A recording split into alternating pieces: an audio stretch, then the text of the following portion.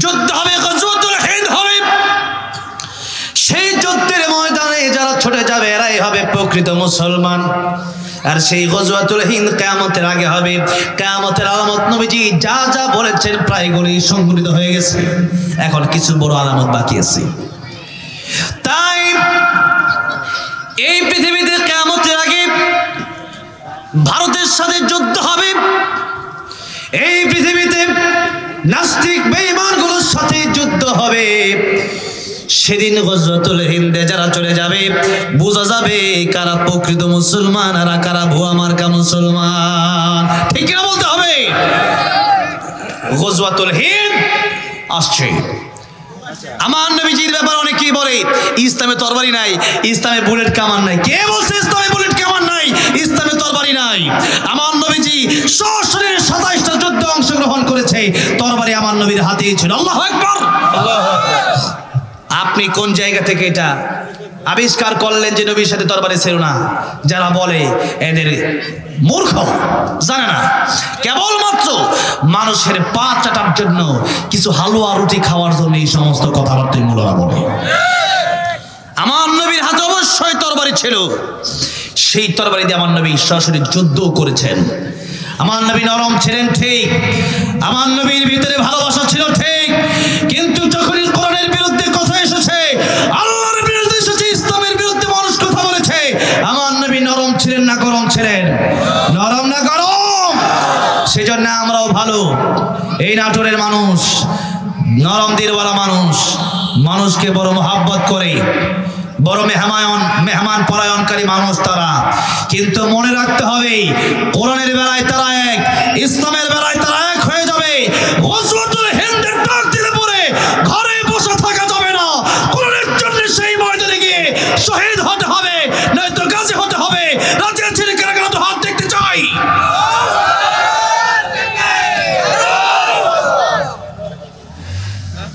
হাত নামান, আল্লাহ কবুল করেন, জোরে বলেন আমিন। মুসলমান আমরা হয়েছে বড় আফসোস, বড় আফসোস, বড় আফসোস। কোরআন জানি না, মুসলমান হয়েছি নামাজ পড়ি না, মুসলমান হয়েছে নবীর জীবনী জানি না, মুসলমান হয়েছে ইসলাম কারে বলে তাই জানি না, মুসলমান হয়েছে ঈমান কারে বলে ওইটাই জানি না। আমি ঈমানদার, ঈমান কারে বলে ওইটা আমরা জানি না, তাহলে লাভ কি? ঈমান কারে বলে ওইটাই জানি না। আমানতু বিল্লাহি ওয়া মালাইকাতিহি ওয়া কুতুবিহি ওয়া রুসুলিহি ওয়াল ইয়াউমিল আখিরি ওয়াল কদরি খাইরিহি ওয়া শাররিহি মিনাল্লাহি তাআলা ওয়াল বা'থি বাদাল মাউত। ঈমান মুফাসসাল, এটা মনে রাখবেন। এটা হচ্ছে ঈমানের একটা সার কথা। এই 6টা কথা এখানে আছে, সার কথা। এই 6টা কথা যারা মানবেন এরা হচ্ছেন প্রকৃত ঈমানদার। ভাইয়ের আমার, বাবাজিরা আমার, তাই ঈমানদারকে আল্লাহ রাব্বুল আমিন ডাক দিয়ে কোরআন শরীফে প্রায় 96 বার আল্লাহ ডাক দিলেন ইয়া আইয়ুহাল্লাযীনা আমানু, হে ঈমানদারেরা। ঈমানদারকে আল্লাহ ডাক দিলেন, ডেকে ডেকে বিভিন্ন কথা বললেন। কু আনফুসাকুম ওয়া আহলিকুম নারা, নিজের জাহান্নাম থেকে বাঁচাও, পরিবারকে জাহান্নাম থেকে বাঁচাও। ইত্তাকুল্লাহ ওয়া কুনু মা'আস সাদিকিন, ইত্তাকুল্লাহ ওয়া কুলু কাওলান সাদীদা। এরকম বিভিন্ন কথা আল্লাহ রাব্বুল আলামিন ঈমানদারকে ডেকে ডেকে বলেছেন। আর আজকের যে আয়াত আমি তেলাওয়াত করেছি 183 নম্বর আয়াত, অল্প সময় কথা বলবো, সামনে আসতেছে রমজানুল মুবারক। তাই আল্লাহ রাব্বুল আলামিন রমজানের জন্য এই আয়াতটা থেকে পুরো একটা রুকু আল্লাহ রাব্বুল আলামিন কোরআন শরীফে এই রমজান সম্পর্কে, রোজা সম্পর্কে আলোচনা করেছেন। নামাজের সম্পর্কে কোরআন শরীফে আলোচনা আছে, এরপরে যাকাত সম্পর্কে আছে, হজ সম্পর্কে আছে, কিন্তু আল্লাহ রাব্বুল আলামিন পুরো ডিটেইলস আলোচনা করেন নাই। যেমন নামাজ পড়তে হবে, ফজরে কয় রাকাত, যোহরে কয় রাকাত, আসরে কয় রাকাত, এরকম বিন্যাস তো আল্লাহ রাব্বুল আলামিন করেন নাই। কিন্তু রোজা এমন একটা ইবাদত যে ইবাদতের ব্যাপারে আল্লাহ রাব্বুল আলামিন কমপ্লিট একটা রুকু কখন রাখতে হবে, কি করলে ভেঙে যাবে, যখন প্লেনে থাকবেন তখন আপনার রোজার অবস্থা কি হবে, দেশের বাইরে থাকলে রোজার অবস্থা কি হবে, দেশের ভিতরে থাকলে রোজার অবস্থা কি হবে, বাড়ি থাকলে কি হবে, আর মুসাফির থাকলে কি হবে, সব অবস্থায় আল্লাহ রাব্বুল আলামিন বর্ণনা করেছেন। জোরে কোন সুবহানাল্লাহ। তার মানে রোজার দাম আল্লাহর কাছে অত্যন্ত বেশি। তাই হাদিসে কুদসিতে এসেছে আস-সাওমু লি ওয়া আনা আজজি বিহি, আল্লাহ বলেন বান্দা আমি আল্লাহর জন্যই রোজা রাখি, আর কিয়ামতের ময়দানে আমি আল্লাহ রাব্বুল আমিন বান্দাকে নিজ হাতেই এই রোজার পুরস্কারটা দিয়ে দেব। জোরে বলেন সুবহানাল্লাহ। আল্লাহ রাব্বুল আলামিন নামাজের ব্যাপারে বলেন না as-salatu যাকাতের বেলায় আল্লাহ রাব্বুল আলামিন বলেন না যাকাতু হজের ব্যাপারে আল্লাহ বলেন না আল-হাজ্জু আল্লাহ রাব্বুল আলামিন রোজার ব্যাপারে বলেন as-সাওমু। তার মানে ইবাদতের কিছু সিস্টেম আছে, একটা হচ্ছে বাহ্যিক, একটা হচ্ছে আভ্যন্তরীণ, একটা হচ্ছে বাইরে দেখা যায়, আর একটা হচ্ছে ভিতরে নিয়ত। নিয়তের ব্যাপারটা আছে না নাই? মাহফিলে কিন্তু সবাই যেরকম এখানে প্যান্ডেলের ভিতরে যারা আছে মোটামুটি তারা কোরআন হাদিস শোনার জন্য বসছে, কিন্তু বাইরে অনেক লোক ঘোরাফেরা করতেছে, এরকম অশোনার নিয়ত নাই, এরকম লোকও আছে না নাই? আছে, ঘোরার জন্য আছে। এই যে ইজতেমা হলো, ইজতেমা থেকে সবাই ইজতেমায় বয়ান শোনার জন্য যায়, তার চেয়ে বেশি মানুষ রাস্তাঘাটে ওই খেলা দেখতে যায়, ওই সাপের খেলা, এরপরে বিভিন্ন জাদু দেখতে যায়, এরপরে দোকানপাটে ঘোরাফেরা করে। তাহলে নিয়তটার ভিতরে নিয়ত হচ্ছে ইন্নামাল আমালু বিন্নিয়াত। তাকে নিয়তকে কি করতে হবে? পরিশুদ্ধ করতে হবে। তাহলে একটা হচ্ছে ভিতরে আর একটা হচ্ছে বাহিরের, বাহ্যিক আর আভ্যন্তরীণ, এই দুইটা বিষয় আমাদের লক্ষ্য রাখতে হবে। এখন দেখেন নামাজ যখন মানুষ পড়ে, নামাজ অনেক সময় একটা সমাবেশে সবাই মানে নেতা কর্মীরা একত্রিত হয়েছে, এখন একজনের উযু নাই, তারপরে সবাই যেহেতু নামাজ দাঁড়ায় গেছে, উনি কি করবে? উযু আছে না নাই? আল্লাহু আকবার বলে নামাজ দাঁড়ায় গেছে। এমন ঘটনা ঘটে কি ঘটে না? অনেক সময় ঘটে। জিজ্ঞাসা করে দেখবেন উযু নাই কেন? সবাই দাঁড়াইছে কেন? আমি না দাঁড়ালে কেমন দেখা যায়? এই যে মানুষকে দেখানোর জন্য নামাজ দাঁড়ায় গেছে। আবার যাকাত, আমাদের দেশে যাকাত যখন মানুষ দেয় তখন দেখবেন আমাদের দেশে এই প্রচলনটা আমাদের গাজীপুরে আছে, আপনাদের এখানে আছে কিনা আমি জানি না। 200 টাকার লুঙ্গি, 300 টাকার শাড়ি কিনে এরপরে সমাজে বিতরণ করে। সবাই দেখলো আমার যাকাতটা, ভিতরে কি অবস্থা আল্লাহ জানে, কিন্তু কম দামে জিনিস না দেওয়াটাই ভালো। আপনি একটা ভালো জিনিস দেন, একটা লুঙ্গি দিচ্ছেন, 100 জনকে দিলেন, 100 জনের লুঙ্গি 2 মাস পরে কেউ কিনতে পারলো না, তাহলে এই লুঙ্গি দাম, এই লুঙ্গি দেওয়া দরকার কি? ঠিক না? ঠিক বলেন। আর যাকাত এটা সবার সামনে ক্যামেরা ফোকাস করে দেখায় দেওয়ার কোনো দরকার নেই। এই যাকাত দেওয়ার সিস্টেম হচ্ছে, মনে রাখতে হবে, যাকাত যারা গরিব মানুষ তারা নেওয়ার জন্য তাদের আবশ্যকীয় না, করণীয় না, কিন্তু আপনার উপর যদি যাকাত দেওয়া ফরজ হয়ে থাকে, আপনার যাকাত দিয়ে আসাটা ওয়াজিব, ফরজ দিতে হবে আপনার, এটা আপনার করণীয়, দরকার।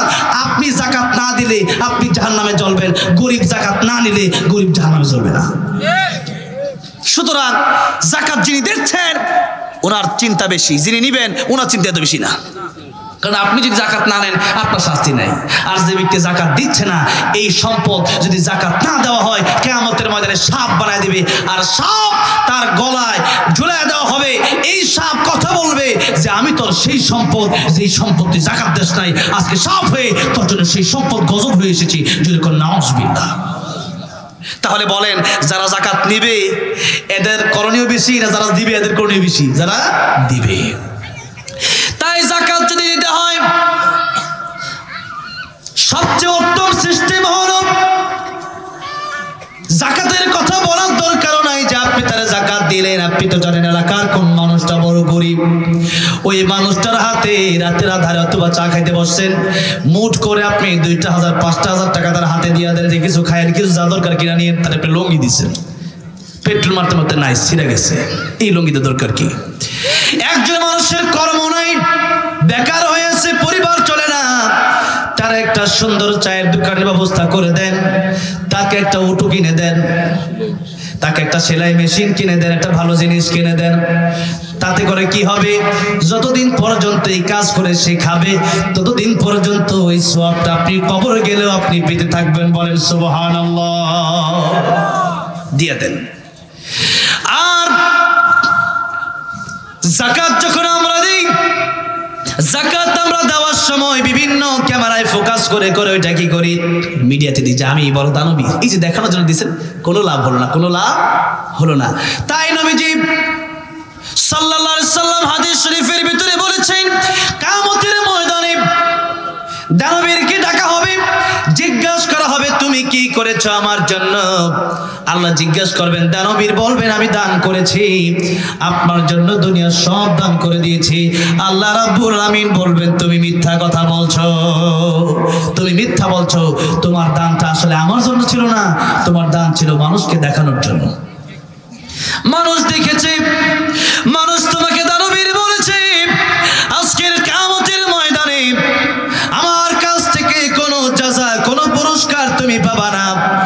তাই আল্লাহ রাব্বুল আমিন আদেশ করবেন ফেরেশতারা তাকে তাকে টেনে হিচড়ে তোমরা জাহান্নামের দিকে নিয়ে যাও। নাউযুবিল্লাহি মিন যালিক।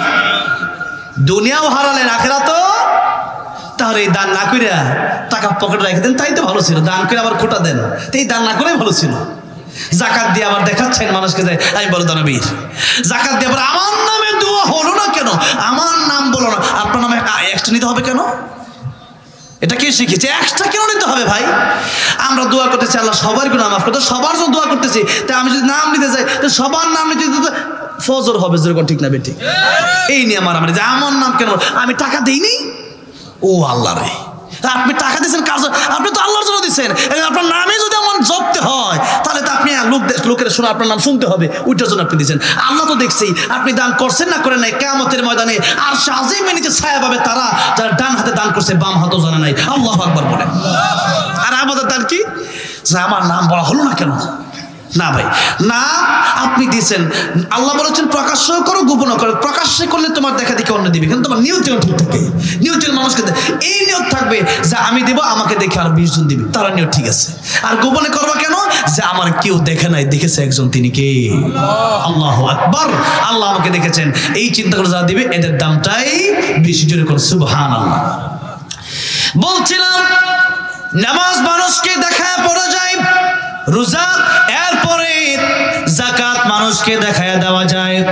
টাকা পয়সা আছে, হজ করার জন্য না গেলে মানুষ কি বলবে? হজ করে আসছে, আলহাজ। এরপরে কোরবানি দেওয়ার সময় বাজারের সবচেয়ে বড় গরুটাকে এটাতে মালা পরায়া, তোমার গরুর দাম কত? 1 লাখ। আমারটা দাম জানা মিয়া, এই গরু কিনা এত বাহাদুরি অবস্থা। আমার গরু 2 লাখ।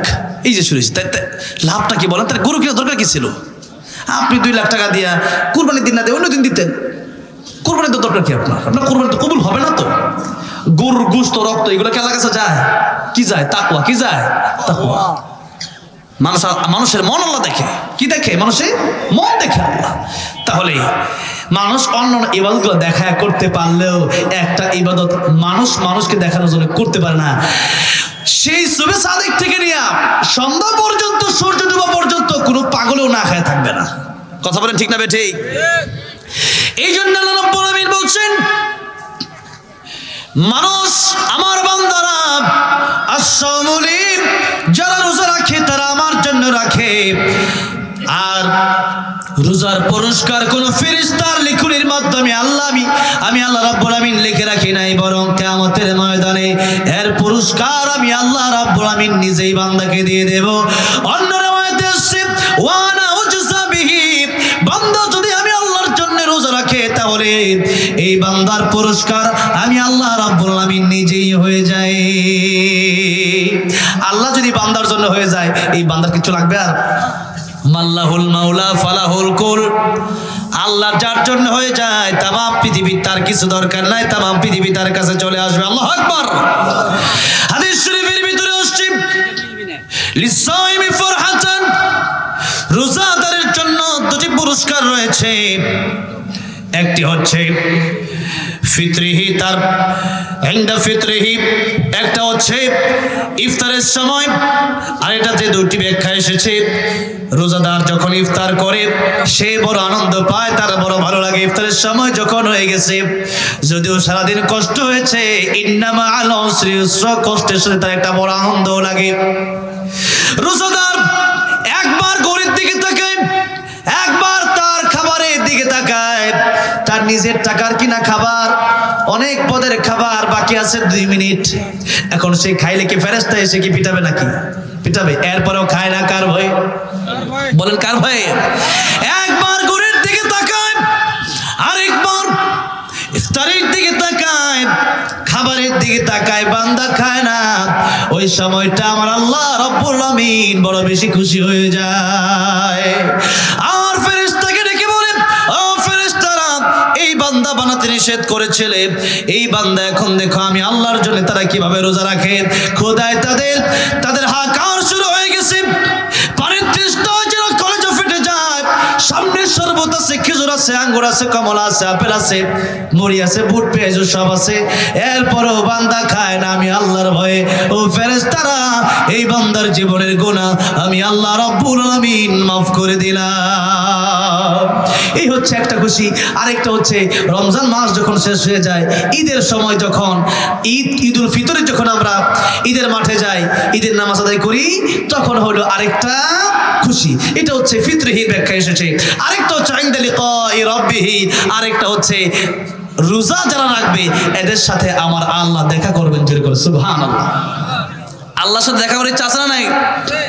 আব্দুল কাদের জিলানী রাহমাতুল্লাহি আলাইহি তিনি দুনিয়াতে থাকতেই তিনি বলতেন, जन्नत व दोज़ख से या रब क्या करूं, जन्नत व दोज़ख से या रब क्या करूं, आरज़ू है मैं तुझसे देखा करूं। আল্লাহ রাব্বুল আলামিন জান্নাত আর জাহান্নাম দিয়ে আমি কি করব? আমার সবচেয়ে বড় ইচ্ছাই হলো আমি তোমার সাথে দেখা করব। সুবহানাল্লাহ। এই দুনিয়ার সৃষ্টি এত সুন্দর, মানুষ কক্সবাজার যায়, বিভিন্ন জায়গায় বেড়াতে যায়, আল্লাহর সুন্দর সৃষ্টি দেখতে চায়। চন্দ্র কত সুন্দর, সূর্য কত সুন্দর, দুনিয়ার মানুষ মানুষের প্রেমে তাকায়, মানুষ মানুষের দিকে তাকায়া, অনেক সুন্দর মানুষ আছে যাদের চেহারার দিকে একবার তাকালে নজর সরানো যায় না। দুনিয়ার সৃষ্টি যদি এত সুন্দর হয়, আমার আল্লাহ কম সুন্দর না বেশি সুন্দর? যেরকম বেশি। তাই জান্নাতে যাওয়ার পরে আল্লাহ রাব্বুল আলামিন জান্নাতীদেরকে জিজ্ঞাসা করবেন, ও জান্নাতীরা রে, আমি আল্লাহ রাব্বুল আলামিন তোমাদেরকে বাড়ি দিলাম, নারী দিলাম, গাড়ি দিলাম, এত এত কিছুর ব্যবস্থা আমি আল্লাহ রাব্বুল আলামিন তোমাদের জন্য করে দিলাম। জান্নাতে আসার পরে তোমাদের কারো কোনো আশা আকাঙ্ক্ষা এখনো বাকি আছে কিনা? জান্নাতীরা তখন বলবে, আল্লাহ রাব্বুল আলামিন জান্নাতে এসে কোনো নিয়ামতের অভাব নাই, কিন্তু যদি একটা নিয়ামত না পাই, এই নিয়ামতগুলোর দরকার আমাদের নাই। আল্লাহ বলবেন, সেটা আবার কোন নিয়ামত? আল্লাহ তাআলা জানে, তারপর জিজ্ঞাসা করছেন, আল্লাহর বড় ভালো লাগতেছে। আল্লাহ রাব্বুল আলামিন বলবেন, জান্নাতীরা রে, তোমাদেরকে এমন কোন নিয়ামত দেওয়া হয় না যে নিয়ামতের জন্য তোমাদের এখনো বড় আফসোস রয়ে গেছে? জান্নাতীরা বলবে, আল্লাহ রাব্বুল আলামিন জান্নাতে এসেছি, তোমাকে এখনো দেখতে পারি নাই, তোমাকে যতদিন পর্যন্ত না দেখবো ততদিন পর্যন্ত এই জান্নাতের নিয়ামত দিয়ে আমাদের কোনো দরকার নাই। জান্নাতের শুধু নিয়ামত এই ফল ফুল আর হুরুল মান নিয়ে আমরা পরিতৃপ্ত হব না। আল্লাহ রাব্বুল আলামিন আমাদের বড় আশা, বড় আকাঙ্ক্ষা, তুমি আল্লাহর সাথে একটা নজর দেখা করতে চাই। আল্লাহ রাব্বুল আলামিন সেদিন জান্নাতের মধ্যে তার বান্দাদের সাথে, জান্নাতি বান্দাদের সাথে দেখা করবেন। জোরে কোন সুবহানাল্লাহ। এর মধ্যে যারা রোজাদার এদের সাথে আল্লাহ স্পেশালি দেখা করবেন, বলেন সুবহানাল্লাহ। ভাইরা আমার, বাবাজিরা আমার, এই রোজাদারের ব্যাপারে আল্লাহ রাব্বুল আলামিন বলছেন, এই রোজাদারকে আমি আল্লাহ রাব্বুল আলামিন এই রোজার এত বড় দৌলত কেন দিলাম? আল্লাহ বলছেন, ইয়া আইয়ুহাল্লাযীনা আমানু কুতিবা আলাইকুমুস সিয়ামু কামা কুতিবা আলাল্লাযীনা মিন ক্বাবলিকুম লাআল্লাকুম তাত্তাকুন। হে ইমানদারেরা, রোজা আমি আল্লাহ রাব্বুল আলামিন তোমাদের উপর ফরজ করে দিলাম। কেন কি আর তোমাদের পূর্ববর্তী নবী এবং উম্মতদের উপর রোজা ফরজ আমি আল্লাহ করেছিলাম? তোমাদের এই কেবল তোমাদের উপর ফরজ করা হলো না। মানুষ যে এটাকে কঠিন না মনে করে, মানুষ যেন এটাকে বড় সহজ মনে করে, যেটা কেবলমাত্রই আমাদের উপর দেওয়া হয় নাই, আগের উম্মত নবীদের উপর দেওয়া হয়েছিল।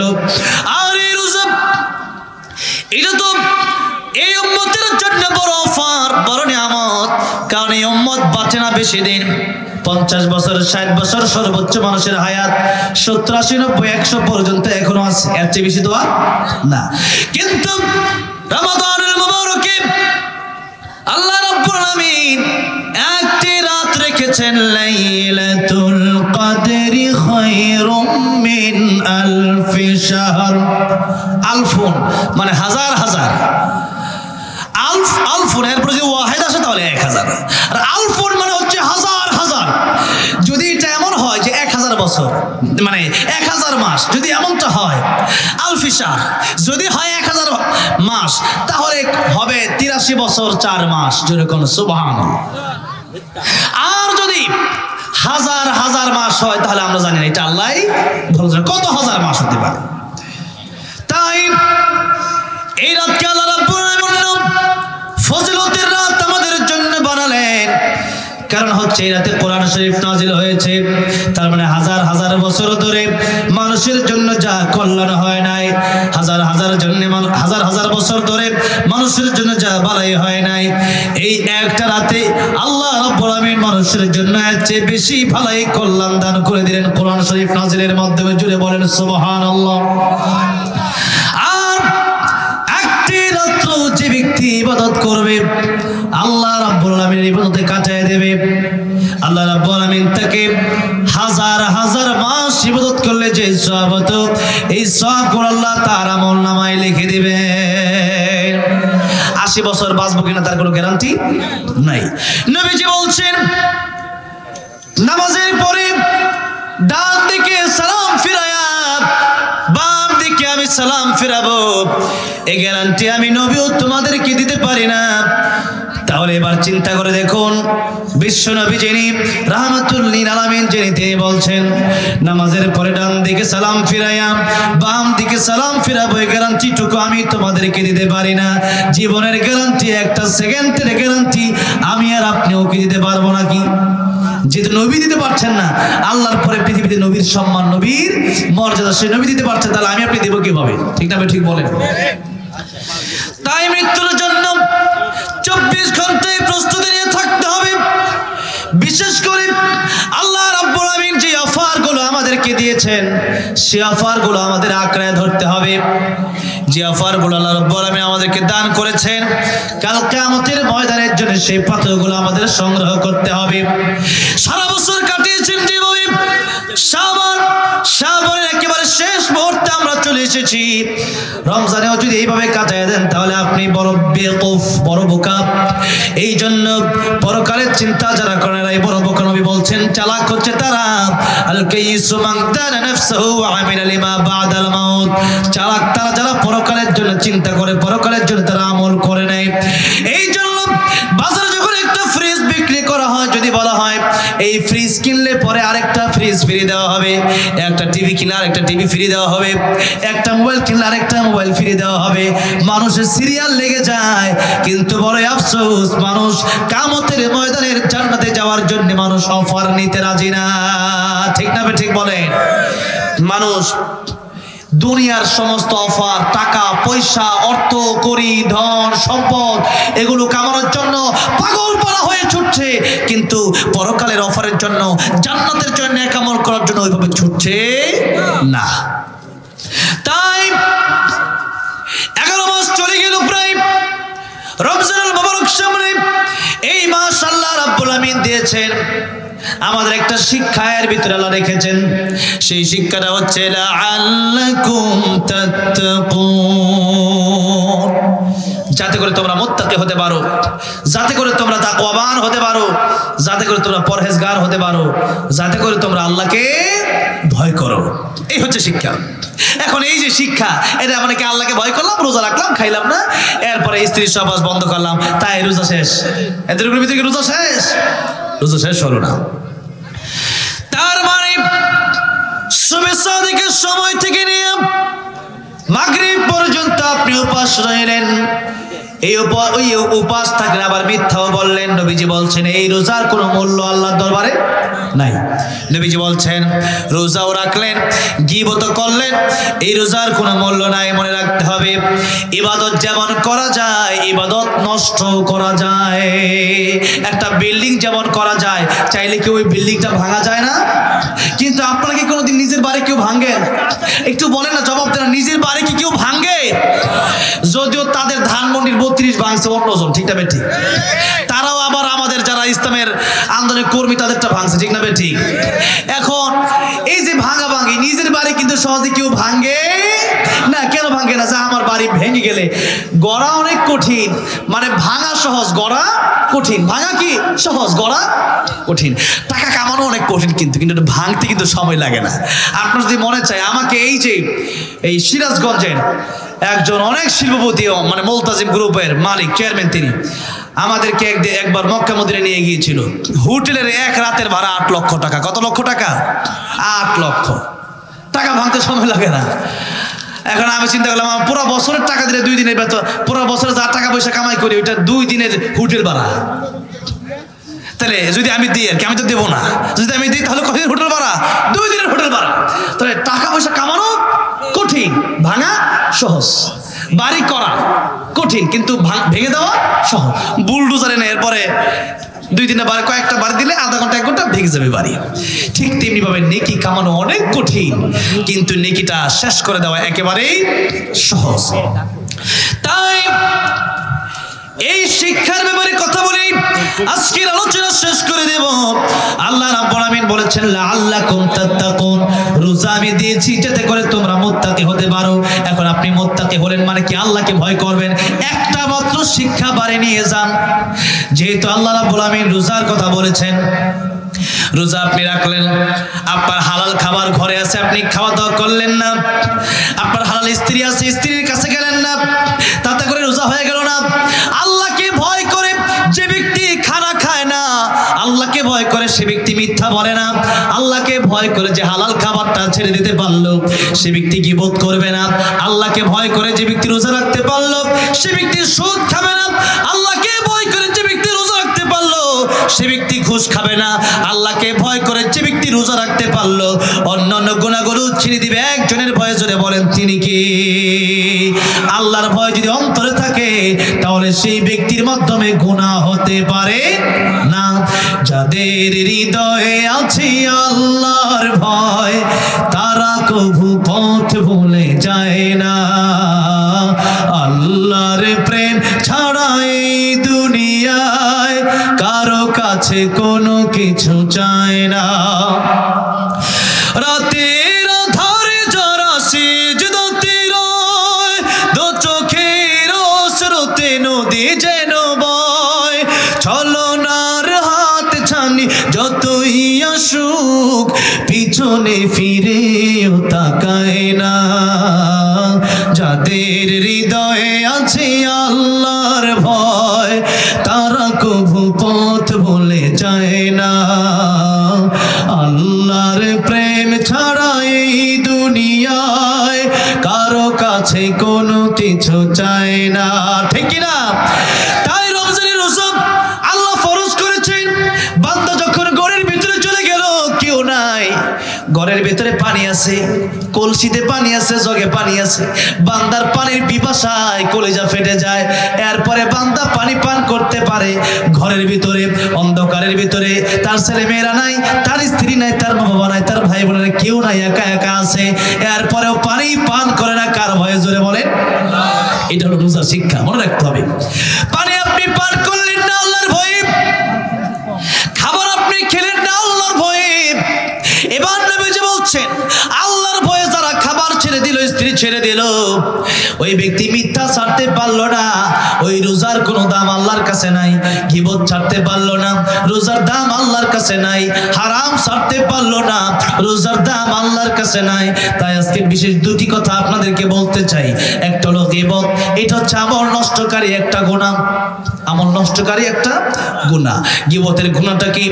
প্রথমে কোরআন থেকে শুনুন। আল্লাহ রাব্বুল আমিন বলছেন ওয়ালা ইয়াগতাব বা'দুকুম বা'দা আইয়ুহিব্বু আহাদুকুম আইয়াকুলা লাহমা আখিহি মাইতান ফাকারিহতুম। তোমরা একে অপরের বিরুদ্ধে গীবত করবা না, সমালোচনা করবা না। কে বলেছেন? আল্লাহ। আমরা করি কি করি না? করি।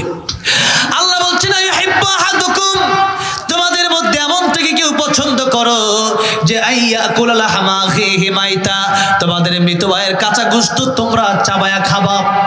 এটা কি আমরা পছন্দ করি? মরা মানুষের গোশত কেউ খায়? আল্লাহ বলছে এটা অপছন্দনীয়। যেমন ফাকারি, তুমি এটা অপছন্দনীয়, শুধু এটা যেমন অপছন্দনীয় আমি আল্লাহ গীবতকেও অপছন্দ করি। আমি আল্লাহ, তোমরা গীবত করবা না। নবীজি বলছেন গীবত যদি কেউ করে তার 2টি ক্ষতি। নাম্বার 1 হচ্ছে তার আমলগুলো ওই ব্যক্তির কাছে চলে যায়। সারা দিনভর কষ্ট করে রোজা রাখলেন, কষ্ট করলেন, এখন তো রোজা রাখা একটু সহজ হবে হয়তো, যদিও শীত মোটামুটি এখন অল্প আছে। আর যখন জুন জুলাই আসে তখন রোজা রাখা নাকি সাধারণ না কঠিন, অনেক কঠিন ব্যাপার। তো তখন এত কষ্ট করে রোজা রাখলেন, এরপরে বিকালবেলায় ইফতারি খাওয়ার পরে গীবত শুরু করে দিলেন যে অমুক লোক তো ভালো না, শেষ। রোজার সবগুলো তার কাছে চলে গেল, তার গুনাহগুলো আপনার কাছে চলে আসলো। এটা হচ্ছে 2 নাম্বার। নাম্বার 1 ক্ষতি হচ্ছে আপনার নেক আমলগুলো তার কাছে চলে যাবে। নাম্বার 2 হচ্ছে তার বদ আমলগুলো আপনার কাছে চলে আসলো। বলেন তো এতে কি আপনার লাভ হলো না ক্ষতি হলো? তাহলে একটু ওর ভিতরে গীবত না বললে কি হয়েছে, আপনার কি ক্ষতিটা হয়ে যাচ্ছে? তাই গীবত থেকে আমরা পরিত্রাণ নেব বলে ইনশাআল্লাহ। আরেকটা হচ্ছে হিংসা। এই হিংসা যদি থাকে তাহলে রোজাকে জ্বালায় পুরা ধ্বংস করে দেবে। হিংসা হচ্ছে এমন একটা গুনাহ, এটা হচ্ছে ইবাদত নষ্টকারী গুনাহ। নবীজি বলেছেন হিংসা হচ্ছে ইবাদত নষ্টকারী একটা গুনাহ। হিংসা হচ্ছে এমন যে আগুন যেমন লাকড়ি জ্বালায়া ধ্বংস করে দেয়, হিংসা তার নেকি জ্বালায়া ধ্বংস করে দেয়, রোজা ধ্বংস করে দেয়। যে ওই লোকের এত টাকা কেন, ওর এত বাড়ি কেন, ওর এত বড় পদ কেন, আমার নাই কেন, এই যে সমস্ত বিষয় হিংসা করলে পরে বিপদ। এই জন্য প্রথম সিস্টেম হলো যে হিংসা থেকে বাঁচার জন্য 2টা ঔষধ দেব, নেবেন আপনারা। 1 নম্বর হচ্ছে নাপা, 2 নম্বর হচ্ছে অ্যান্টিবায়োটিক। এই কয়টা? 2টা।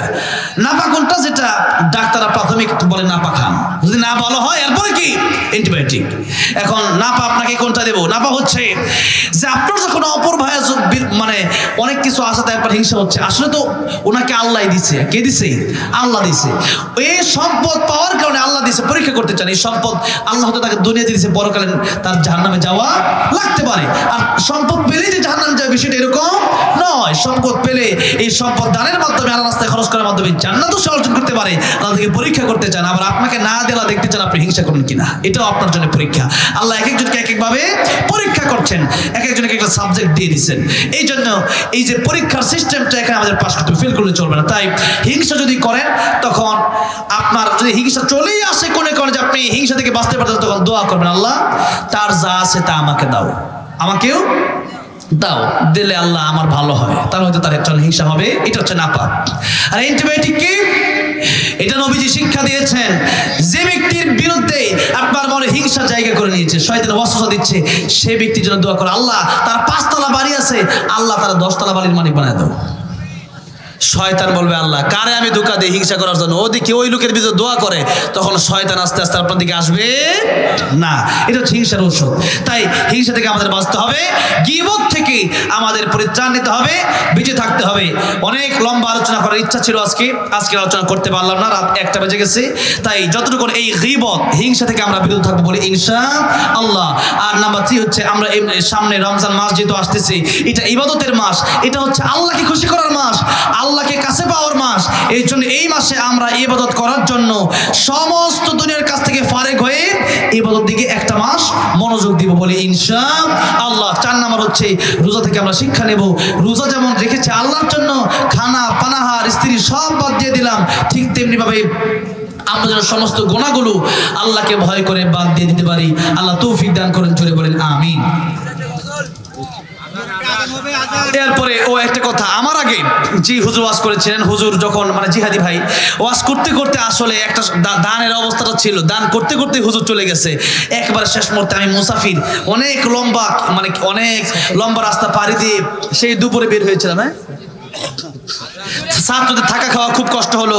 আমি গজল গাইবো ইনশাল্লাহ, দেখি কি এরপরও এই ছাত্রদের জন্য, এতিম গরিব তাদের পাশে একটু দাঁড়াবেন, কাল কিয়ামতের ময়দানে যেন নবীর সাথে জান্নাতে থাকতে পারেন সেই আশায় 500 টাকা 1000 টাকা যদি কেউ থাকেন, অথবা 200 হোক 100 হোক, মেহেরবানি করে সময় মাত্র 5 মিনিট, কারণ 1টা বাজতে 5 মিনিট বাকি আছে, এরপরে আমরা দোয়া করে দেবো ইনশাল্লাহ।